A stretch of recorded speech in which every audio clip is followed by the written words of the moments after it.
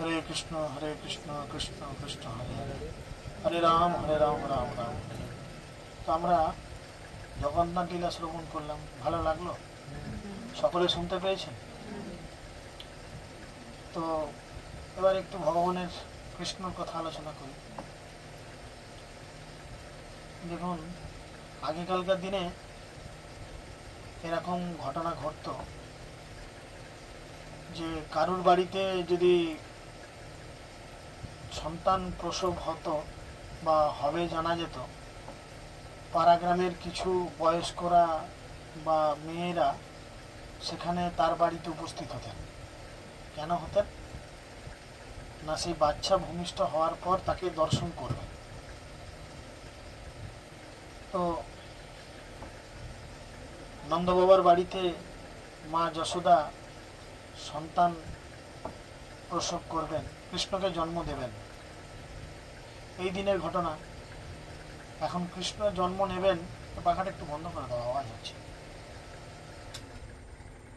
তো কৃষ্ণ জন্ম নেবেন এরকম অবস্থা চিন্তা করে ব্রহ্মা, লক্ষ্মী দেবী এবং স্বর্গের আরো অনেক দেবদেবীরা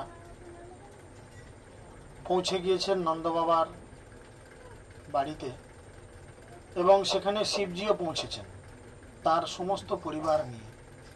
পার্বতী দেবীকে সাথে নিয়েছেন এবং লক্ষ্মী, গণেশ, কার্তিক, ওনার যে ফ্যামিলি, ওনার যে পরিবার, সবাইকে সাথে নিয়েছেন। নিয়ে তিনি নন্দবাবার এই বাড়িতে গিয়ে পৌঁছে গেছেন। এখন আপনারা সকলেই জানেন শিবজি একটু ভিড়ভাট্টা কম পছন্দ করেন, তাই না? যার জন্য শিব কোথায় থাকেন বেশিরভাগ? শিবকে কোথায় বাস বলে? কোথায়, কোন বাসী? শ্মশানবাসী। কারণ শ্মশানে সচরাচর লোকজন যায় না, মরলে তবে পুরোতে নিয়ে যায়, নাহলে শ্মশানে কি কেউ যায়? তাই শিব একটু শান্তশিষ্ট বা নিরিবিলি পরিবেশ পছন্দ করেন। তাই শিবজি কি করেছেন, এই যে ভিড়ভাট্টা নন্দবাবার বাড়িতে হয়ে রয়েছে, এই ভিড়ভাট্টা দর্শন করে তিনি সেখান থেকে সরে চলে এসছেন। দূর, এই ভিড়ভাট্টার মধ্যে আমার এসব দেখা হয়তো হয়ে উঠবে না। তাই তিনি সেই দিনে ফিরে চলে এসেছেন। তিনি সেই দিনে পার্বতী দেবীকে নিয়ে ফিরে চলে এসেছেন। তিনি বলেছেন আমার কপালে আর ওই ভগবানের জন্ম দেখা সম্ভব নয়, কারণ এত ভিড় হয়েছে, এত দেবদেবীরা লাইন দিয়েছে, তারা দেখতে দেখতে খুব ভিড়ভাট্টার মধ্যে থাকে। কি করছে?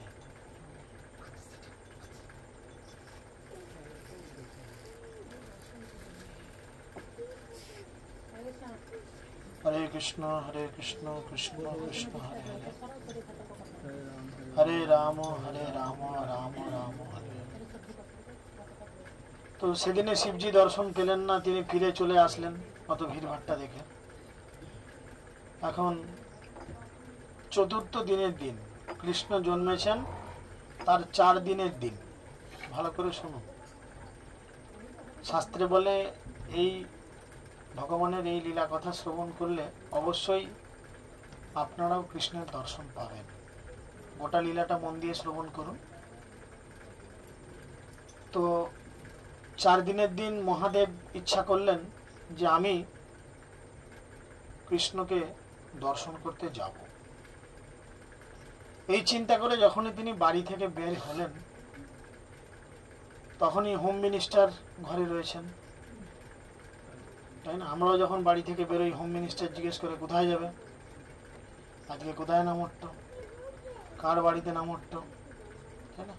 হোম মিনিস্টারকে জবাব দিয়ে আসতে হয়। কিন্তু ভক্তরা কেউ জানুক না জানুক, হোম মিনিস্টার কিন্তু জানবে আজকে আমরা কোথায় যাচ্ছি, কি করছি না করছি। তাই শিবজির হোম মিনিস্টার কে? পার্বতী দেবী। শিবজি যখনই বেরোচ্ছে জিজ্ঞেস করলো কোথায় যাচ্ছ? না, আমি সেদিনে তো গেছিলাম কৃষ্ণকে দেখতে, তো আমি কৃষ্ণের দর্শন পাইনি, আমি আজকে কৃষ্ণকে দর্শন করার জন্য যাচ্ছি। বললো দেখো, সবাইকে তো আর আমার মা পেয়ে যাওনি, যে সবাই তোমাকে এরকম বেশে মেনে নেবে? এই যে আমার বিয়ের সময় তুমি কিভাবে গেছিলে? আপনারা সকলেই জানেন শিবজির বিয়ে কবে হয়েছিল, শিবের বিয়ে কবে হয়েছিল? শিবরাত্রির দিন। শিবরাত্রি মানে শিবের বিয়ের দিন, বুঝেছেন? শিবরাত্রি যে করেন না, এই শিবরাত্রি হচ্ছে শিবের বিয়ের দিন। আমার ক্লাস আছে ইউটিউবে, একটা দেখে দেখতে পারেন। আমি শর্টে বলছি, খুব বড় করে বলছি না। এই শিবের যেদিন বিয়ে হয় সেদিনে শিবকে ইন্দ্রদেব বরুণদেব এসে বলছেন, শিবজি বিয়ে করতে তো যাবে, এরকম বাগছাল ফাগছাল পরে বিয়ে করতে যাবে, এটা কি বিয়ে করার উপযুক্ত ড্রেস? হ্যাঁ, এই বাগছাল খুলে ধুতি পাঞ্জাবি পরো, মাথায় একটা টোপর নাও, বিয়ের যেটা ড্রেস হয়, বা পাগড়ি লাগাও মাথায়। শিব তো একটু জেদি জানেন না, গোয়াড়ে লোক, বলে না, আমি যদি বিয়ে করতে আমি এইভাবে বিয়ে করতে যাব। কেউ বুঝিয়ে সুঝিয়ে ওকে পারলো না। সকলেই জানেন সমস্ত দেবদেবীরা বিভিন্ন বিউটি পার্লার থেকে সেজে এসেছিলেন, কিন্তু শিবকে কেউ সাজানোর থাকেনি। তাই শিবকে কি করা হয়েছিল? মরা পুরানোর যে গরম ছাই, সেই ছাই, সাদা ছাই নিয়ে শিবের মাথায় ঢালা হয়েছিল ফেস পাউডার রূপে। আপনারা যে বাইরে বেরোন না, মাঝে মধ্যে মুখে সাদা ফেস পাউডার মাখেন, রঙকে একটু চকচকে রাখার জন্য, মুখকে ফর্সা রাখার জন্য, মেয়েরা মাখে না? তো শিব বিয়ে করতে যাবে, তাই শিবকে সেই পোড়ার ছাই মাখানো হয়েছিল, ছাই ভস্য। গলায় মালা পায়নি, তার বদলে গলায় ঝুলিয়ে দিয়েছিল সাপ, বুঝেছেন? হাতে বাজুবন্ধর জায়গায় কিছু ঢোড়া সাপের বাচ্চাকে বেঁধে দিয়েছিল, আর কানেতে দিয়ে দিয়েছিল বিছে। বিছে, বিছেগুলো বেশ দুলের মতো দেখতে না, মুখটা চওড়া, পেছনটা সরু, কানেতে ঝুলিয়ে দিয়েছিল বিছে। শিব বিয়ে করতে যাবে, বলে ঠিক আছে, তাহলে অন্তত যা হয়েছে হয়েছে, এখন তোমার ড্রেস নিয়ে তো কিছু বলা যাবে না, আনাড়ি কুমারে লোক বুঝবে না, তাহলে অন্তত রথে চাপো। বললো না, আমার তো নিজের গাড়ি আছে। শিবের গাড়ির নাম কি? নন্দী, তাই না? শিব পিঠে চেপে বসেছে, লোকে সামনের দিকে মুখ করে বসে, শিব বসেছে উল্টো দিকে মুখ করে, বুঝেছেন? শিব পেছন দিকে, শিব পেছন দিকে মুখ করে বসেছেন। আর এরকম শিবের গোয়ার তুমি আচরণ দেখে স্বর্গের দেবতারা খুব বিরক্ত হয়েছে। এই লোকটাকে বোঝানো যায় না, বুঝেও না, একটা বিয়ে বাড়ি যাবে এরকম করে যদি যায়, হ্যাঁ, লোকে কি বলবে? আমাদের মান সম্মান প্রেস্টিজ একদম ধুলোয় মিশিয়ে দিল। এই চিন্তা করে ইন্দ্রদেব, কামদেব, ব্রহ্মাজি সবাই শিবকে ছেড়ে রেখে আগে চলে গেছে। থাক। শিব দেখলো, এ বাবা, সাধারণত বিয়ে যখন যায়, বিয়ে করতে কেউ যায়, বরযাত্রী আগে যায় না বর আগে যায়? বরযাত্রী আগে যায়। হয়, এক এক সময় হয়, হয়তো এক এক সময় হয়, তর্কের খাতিরে হয়, কিন্তু সচরাচর নিয়ম কি? এটাই নিয়ম। তাই শিব চিন্তা করলো, এ কি হলো, আমি বর, আমাকে ছেড়ে রেখে আমার বরযাত্রী সব আগে চলে গেল। ঠিক আছে, তাহলে আমি আমার লোকেদের ডেকে নিচ্ছি। তখন শিব তার ডুগডু বাজালো, মানে ডুগডুগি, ডুগ ডুগ ডুগ ডুগ করে বাজালেই পৃথিবীতে যেখানে যা ভূত প্রেত আছে সব হাজির হয়ে যায়। শিব ডুগ ডুগ ডুগ ডুগ করে বাজিয়েছে, যেখানে যা ছিল ভূত পাকড় সবাই এসে হাজির। এসে বলছে, বলুন। বলল, আজকে আমাদের ভূতনাথের বিয়ে। ভূতেদের যে নাথ, তার নাম কি? ভূতনাথ। শিবের এক নাম ভূতনাথ। তো আজকে আমাদের ভূতনাথের বিয়ে। ভূতেদের মা, মাসি, কাকিমা, বৌদি, ছেলে পুলে, ভাগনা ভাগ্নি যে যেখানে আছে হাঁড়ি বাড়া নিমন্ত্রণ। সমস্ত ভূত, কয়েক কোটি ভূত এসে হাজির। এবার ভূতেদের বেশভূষা চালচলন কেমন আপনারা তো নিশ্চয়ই কম বেশি জানেন। কারুর মাথা আছে, কারুর মাথা নাই, কারুর চোখটা খুলে ঝুলছে, কেউ হয়তো 10টা ঠ্যাং, 4টে 5টা মাথা, কেউ হয়তো নিজের মাথাটা খুলে ক্যাচ লুপতে লুপতে এসেছে। এরকম বিভিন্ন। এবার এই সমস্ত ভূতেরা এত নৃত্য করেছে, এত ধুলো উড়েছে যে লোকজন কিছু দেখতে পায়নি, চতুর্দিক অন্ধকার হয়ে গেছে। এদিকে পার্বতীর মা মেনকা, তাই না, একটা গান আছে না, মেনকা মাথায় দিল ঘোমটা, বেছে বেছে করলো জামাই ন্যাংটাই, তো ওরকমই ন্যাংটা। তো এখন প্রথমে ইন্দ্রদেব যাচ্ছেন, আপনারা জানেন তিনি দেবতাদের রাজা। এখন রাজা তো খুব সুন্দর সেজে গুজে যাচ্ছেন, বিয়ে বাড়ি ভালো খাবার দাবার হবে, ভোজ হবে ভালো। ইন্দ্রদেব যাচ্ছেন আর মেনকা তার সখীদের নিয়ে দাঁড়িয়ে আছেন, হাতে শাশুড়ি কি করেন, বরণ করে জামাই এলেন, বরণ ডালা নিয়ে দাঁড়িয়ে আছেন। সবাই বলছে মেনকা দেখ তোর জামাই কি সুন্দর দেখতে। যেমনি ইন্দ্রদেব কাছাকাছি এসেছেন অমনি তিনি বরণ করতে যাচ্ছেন। ইন্দ্র বলছে হা হা আমি বর নয়, আমি বর নয়, আমি তো বরের চাকর। অবাক হয়ে গেছে, আরে যে বাড়ির চাকর এত সুন্দর দেখতে হয়, তাহলে সে বাড়ির বর কত সুন্দরী না দেখতে হয়। বলে ইন্দ্রদেব টিফিন খেতে বসে গেল সাইডে গিয়ে।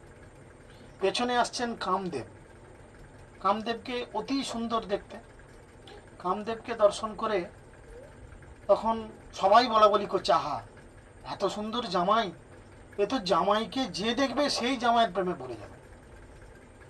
মেনকা তোমার কি সৌভাগ্য, সত্যি তোমার কে ঘটকালি করে দিয়েছিল, তাকে ধন্যবাদ যে তোমার এত সুন্দর জামাই সে জুটিয়ে দিয়েছে। যখন কামদেব এলো তাকেও আরতি করতে গেল, কামদেব বলল আরে আরে আমিও তো কি নই, আমিও তো বর নই, আমি হচ্ছি তার চাকর।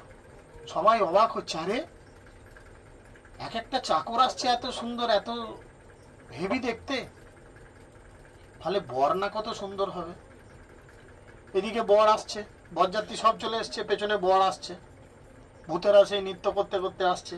কেউ নাচতে নাচতে পাশে কারুর বাড়িতে ঢুকে গেছে, তার তো মাথা নাই, কোন দিকে টালে যাচ্ছে বুঝতে পারছে না, মাথা নিয়ে খেলতে খেলতে তো কারুর বাড়িতে ঢুকে গেছে, সে ঝাঁটা নিয়ে এসছে দূরা দূরা করে, সে আবার বেরিয়ে এসেছে লাইনে যাচ্ছে। চতুর্দিকে ধুলো ফুলো উড়িয়ে এসে দাঁড়ালো ভোলানাথ। বললো বর কই? বললো ওই যে চেপে আছে। কিসের ওপর চেপে আছে? ষাঁড়ের পিঠে চেপে আছে। আবার কোন দিকে মুখ করে বসে আছে? উল্টো দিকে, তাই না? আর মোটর সাইকেল চালিয়ে বাড়ি যাব, আমি যদি উল্টো দিকে বসে হ্যান্ডেল খুঁজি পাবো? লোকে কি বলবো আমাকে? মাথা পাগলা লোকটাকে কোথা থেকে তুলে নিয়ে নিলে ভাই?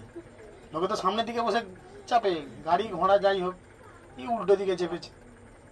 গিয়ে তাকে এখন মেনকা তো এরকম বর দেখেছে, আর বর দেখে সে সঙ্গে সঙ্গে ধরাস করে থালা ফালা নিয়ে অজ্ঞান হয়ে দাঁত খেঁচিয়ে পড়ে গেছে।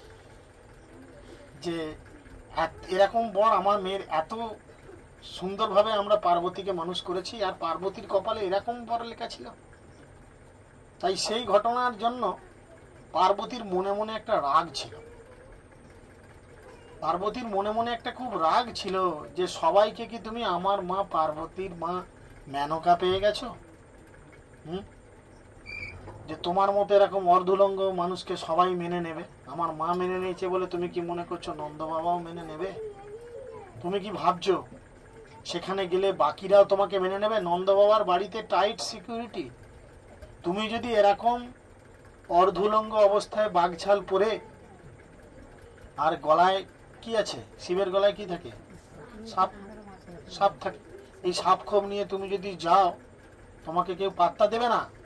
তাই আমি তোমার স্ত্রী, আমি তোমাকে ভালো কথা বলছি, শোনো, এইসব ড্রেস তুমি খুলে ফেলো, বাঘচাল ফাগচাল খুলে একটা ভদ্রলোকের মতো ড্রেস পরে তবে তার বাড়িতে যাও, তাহলেও যদি চান্স পাও তো পাবে। ভালো কথা। এখন কিছু কিছু সময় বইয়ের কথা শুনতে হয়, নাহলে ঘরে চব্য অশান্তি লেগে যাবে, তাই না? তো শিবজিও সেরকম, ঠিক আছে, যখন পার্বতী বলেছে ভালো কথা, সে বাঘছাল খুলে একটা ধুতি পরেছে, এবার গলার সাপটাকে খুলে নামাচ্ছে। দু তিনটে সাপ আছে, অনেকগুলো সাপ থাকে, উনি তো খুব দয়ার শরীর, যে সাপ কষ্ট পায় তাকে তুলে বলে তুই থাকে। সাপগুলোকে নামাচ্ছে, একটা সাপকে নামাতে নামাতে সেই সাপটা বলছে প্রভু আপনি যে এরকম করে সেজে যাচ্ছেন ভগবানকে দর্শন করতে, কৃষ্ণকে দর্শন করতে, আপনি কি দর্শন পাবেন? আপনি যেমন আপনি তেমন ভাবেই যান না। লোক দেখানো এত কিছু সাজগোজ বাড়িয়ে কি লাভ? আপনি যেমন আছেন সেইভাবেই যান, সেটাই আপনার জন্য সঠিক। তখন বলছে এই এই তুমি ঠিক কথা বলেছ, পার্বতীর পাল্লায় পড়ে আমার জীবনটা তছনছ হয়ে গেল। তখন শিব আবার সেই ধুতি ফুতি খুলে দিয়ে আবার বাঘছাল পরেছে, পরে সাপ ফাপগুলোকে গলায় তুলে নিয়ে নন্দীর পিঠে চেপে তিনি নন্দ বাবার বাড়ির সামনে গিয়ে পৌঁছেছেন। এখন নন্দ বাবার বাড়ির সামনে পৌঁছে তিনি অলক নিরঞ্জন করছে, যেমন শৈব সাধুরা করে, ডুগডুগি বাজায় আর অলক নিরঞ্জন করছে। তো এই শব্দ মা যশোদার কানে গিয়ে পৌঁছেছে। আর মা যশোদা তখন তার কোনো এক গোপীকে বলছেন, আচ্ছা একবার বাইরে গিয়ে দেখো তো কেউ কি এসেছে। তখন একজন গোপী ছুটে বাইরে এসেছে, এসে শিবজির এরকম অবস্থা দেখে সে তো অবাক হয়ে গেছে। যা বাবা, এটা কে? হরে কৃষ্ণ। একটু কথা বলছে, বাচ্চাগুলোকে চুপ করালে ভালো হয়।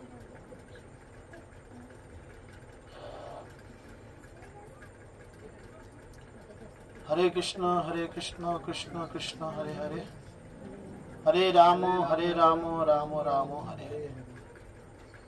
তো সেই গোপী ছুটে এসে দেখছে, আরে এ তো একটা সাধু বাবা। এ কিরকম সাধু? এইটুকুন একটা বাঘছাল পরে আছে, গোটা গায়ে পাঁচ ফাঁস মেখে আছে, গলায় সাপ ঝুলছে, আর শুধু অলক নিরঞ্জন করছে। সে গোপী সঙ্গে সঙ্গে বাড়ির ভিতরে গিয়ে পৌঁছে গেছে। তিনি বাড়ির ভিতরে গিয়ে মা যশোদাকে আর কিছু বলেননি। তখন মা যশোদা জিজ্ঞেস করছে, হ্যাঁ রে কি ব্যাপার? না, গেটে একজন সাধু এসেছে, তুমি যাও গিয়ে দেখে এসো। গেটে একজন সাধু এসেছে, তুমি গিয়ে দেখে আসো গা। তো মা যশোদা ছিলেন খুব অতিথি পরায়ণা নারী। অ্যাকচুয়াল প্রতিটা মানুষের এরকম আচরণ করা উচিত। অতিথি হয় নারায়ণ, তো ভগবান জ্ঞান করে তার সেবা করা আমাদের সকলের উচিত। সেই জন্য মা যশোদা কি করেছেন, ছুটে এসেছেন একজন সাধু বাবা চিন্তা করে, আর এসেই মা যশোদা অবাক হয়ে গেছে। যা বাবা, এ কে সাধু? ঠিক আছে, যখন বাড়িতে সাধু এসেছে তখন শিবজিকে মা যশোদা জিজ্ঞেস করছে, আচ্ছা তোমার কি চাই? সোনা রূপো, জমি বাড়ি, কাপড় চোপড়, খাবার দাবার, তোমার কি চাই বলো, আমি তাই দেব। তখন শিবজি বলছেন, আমাকে দেখে কি মনে হচ্ছে তোমার আমার সোনা রূপো কাপড় চোপড়ের প্রয়োজন? তাহলে তো অনেকদিন আগেই কাপড় পরে নিতাম। তোমার কি মনে হচ্ছে আমার কি এইসবের কিছু প্রয়োজন? তখন মা যশোদা জিজ্ঞেস করছে, তাহলে তুমি কেন এসেছো, কি চাই তোমার? না, তোমাদের বাড়িতে একটা শিশু 4 দিন আগে জন্মেছে, আমি তাকে একটু দর্শন করতে এসেছি। সেই শিশুটা কে? সেই শিশুটা হচ্ছে ভগবান শ্রীকৃষ্ণ। আমি তাকে দর্শন করতে এসেছি। তখন মা যশোদা চিৎকার করে বলছে, না, তুমি তার দর্শন কি করে তুমি পাবে? তোমাকে দেখে আমি 80 বছরের একটা বুড়ি, আমারই ভয় লেগে যাচ্ছে কোথায় সাপ খোপ ছেড়ে দিবে, আর সেই ছোট ছেলে আজ 4 দিনের বাচ্চা, সে ভয় খাবে না? তখন শিবজি খুব হাসছে, বলে তোমার ছেলে সাপকে ভয় খাবে? তোমার ছেলে তো সাপের উপরেই শুয়ে থাকে। ভগবান কোথায় শয়ন করে? সাপের উপরে শয়ন করে। তোমার ছেলে তো সাপের উপরেই শয়ন করে, আর কিছুদিন পর তোমার ছেলে তো সাপের মাথায় উঠে নাচবে, কারণ শিবজি সব ভূত ভবিষ্যৎ দেখতে পান। তখন মা যশোদা বলছে, দেখ উল্টো পাল্টা কথাবার্তা বলে, পাগল কোথাকার একটা, যাও আমি আমার ছেলেকে তোমাকে দেখাবো না। বললো, তুমি কতদিন আটকে রাখবে? আমি এখানে ছাই ভস্য মেখে বসে থাকবো, এখান থেকে নড়বো না। তোমার ছেলে তো গরু চড়াতে বেরোবে, তখন তো দর্শন করবো। বললো, না, আমি আমার ছেলেকে গরু চড়াতে পাঠাবো না, তোমার ছেলেকে বিয়ে তো করতে পাঠাবে, তখন তো দর্শন করব। তোমার ছেলে খেলতে বেরোবে, তখন তো দর্শন করব, তুমি আটকাতে পারবে? বললো, আমাদের বাড়ির কতগুলো দরজা তুমি জানো? দরকার পড়লে এই দরজাটা আমি সারা জীবনের মতো সিল করে দেবো। এই দরজা সারা জীবনের মতো সিল করে দেবো। দেখো সাধু বাবা, তুমি জানো না মা যশোদার কি জেদ, আমি যদি জেদ করি না তাহলে কোনোদিন এই বাচ্চা তোমাকে, আমার ছেলেকে তুমি দেখতে পাবে না। তখন শিবজি বলছে তুমিও জানো না আমার কি জেদ। শিবেরও জেদ আছে, 2 আনাড়ি গোয়াড়ে লেগেছে, ও ছেলে দেখাবে না আর এ না দেখে ছাড়বে না। বলে মা যশোদা মুখের উপরে দরাম করে দরজাটা বন্ধ করে দিয়ে তিনি ঘরে চলে গেছেন। এদিকে শিবজি মনে মনে ভাবছে আমি অত দূর থেকে আসলাম, শিব কোথা থেকে গেল? কৈলাস থেকে গেল। কৈলাস অনেক দূর, তাই না? তো আমি ওখান থেকে আসলাম, কৈলাস থেকে আসলাম তোমার দর্শন পাবো বলে, আর তুমি কিনা আমাকে দর্শন দিলে না। আমি কত আশা নিয়ে আসলাম।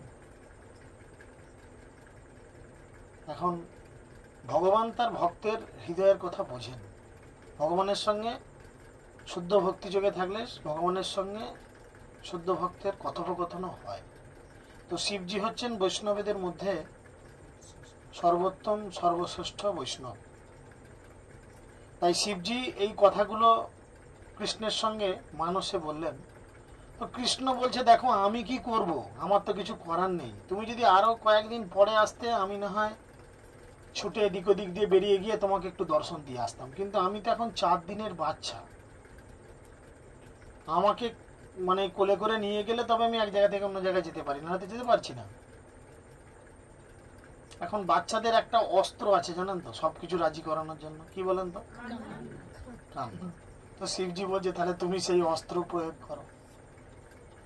তো কৃষ্ণ সেই কান্না জুড়ে দিয়েছে, না করে কেঁদে যাচ্ছে, এত কান্না কাঁদছে, কারুর কোলে গেলে ভুলছে না, কারুর কাছে গেলে ভুলছে না, বরঞ্চ কান্নার মাত্রা পরপর বাড়ছে।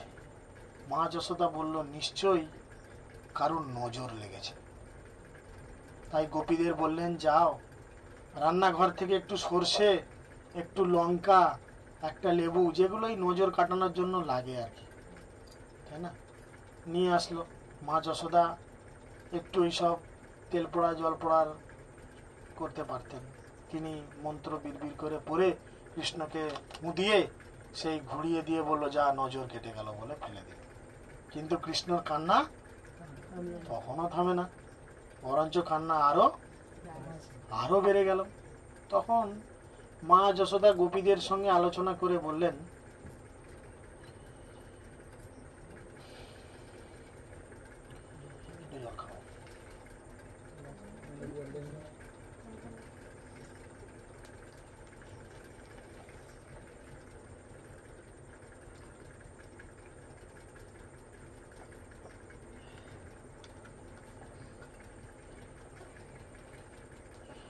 হরে কৃষ্ণ কৃষ্ণ কৃষ্ণ হরে হরে, হরে রাম রাম রাম হরে হরে। তখন মা যশোদা গোপীদের সঙ্গে আলোচনা করে বললেন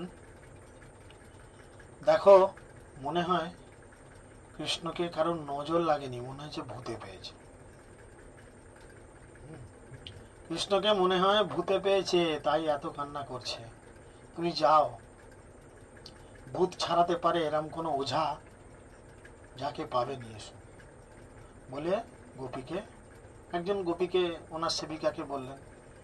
তিনি ছুটলেন, দরজা যেমনি খুলেছেন সামনে বসে কে? সেই সাধু, অলক নিরঞ্জন করছে। তো সেই গোপী তখন সেই সাধুকে জিজ্ঞেস করছে, শিবকে জিজ্ঞেস করছে, হ্যাঁ গো সাধু বাবা তুমি ভূত ছাড়াতে পারো? বলছে কার কি হয়েছে?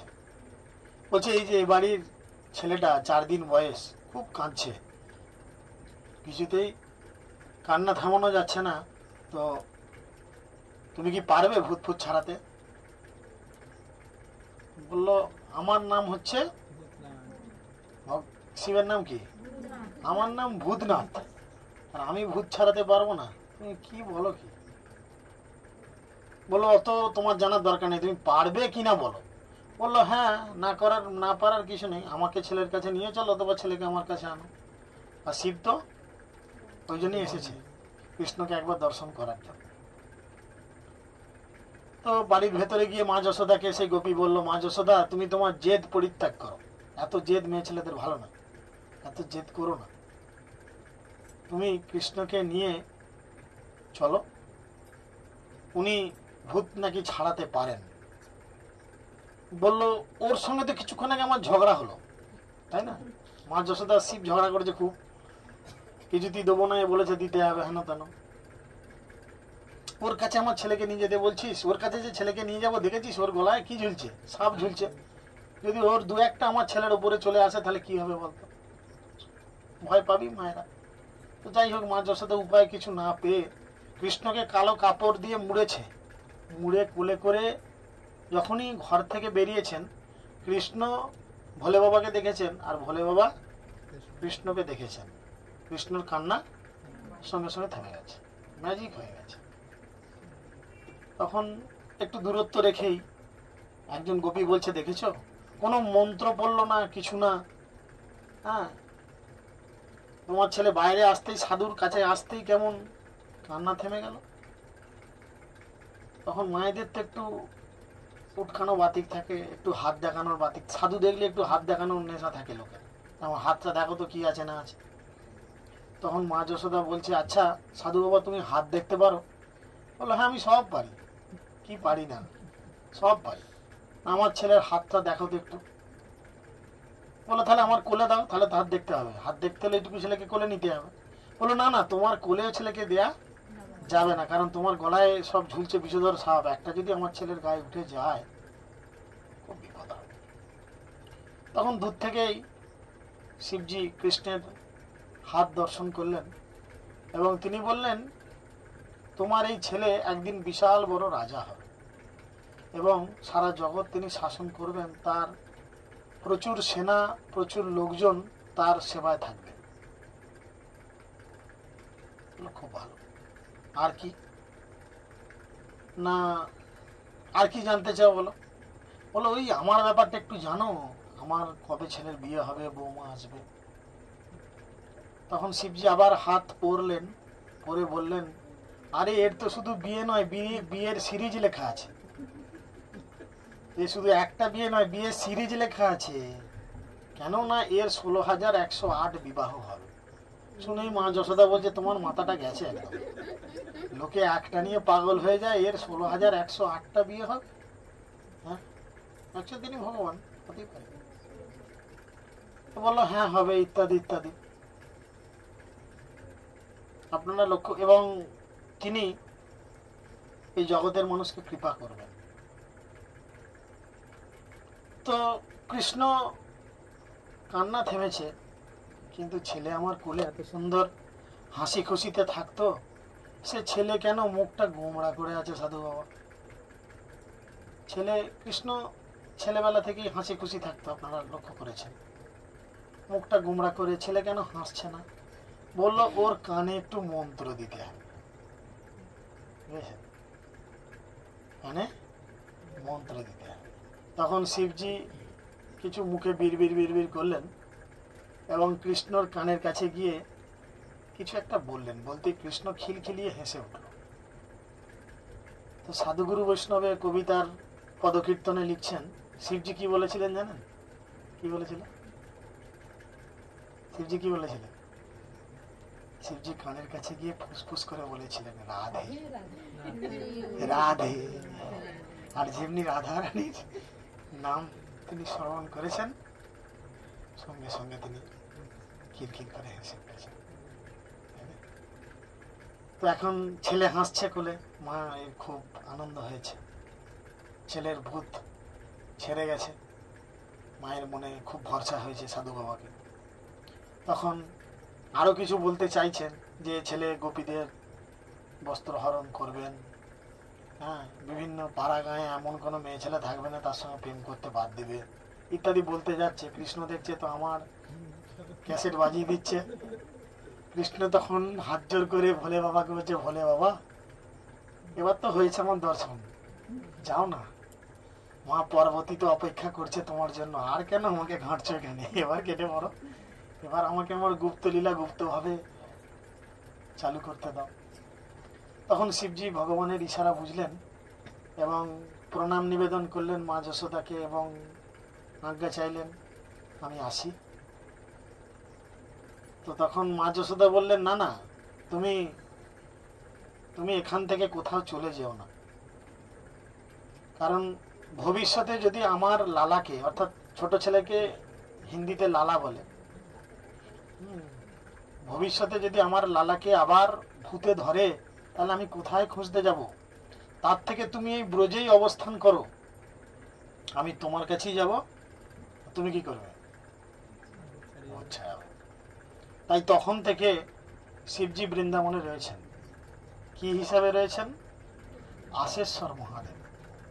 বৃন্দাবনের গোকুল গ্রামে অনতি দূরে এই আশেশ্বর মহাদেব রয়েছেন, যেখানে মানুষ গিয়ে তার মাথায় যদি এক ঘটি জল ঢালে, পাশে যমুনা বয়ে যাচ্ছেন, যমুনা থেকে এক ঘটি জল নিয়ে আশেশ্বর মহাদেবের মাথায় যদি কেউ ঢালেন, আশেশ্বর মানে আশায় রয়েছেন ঈশ্বর।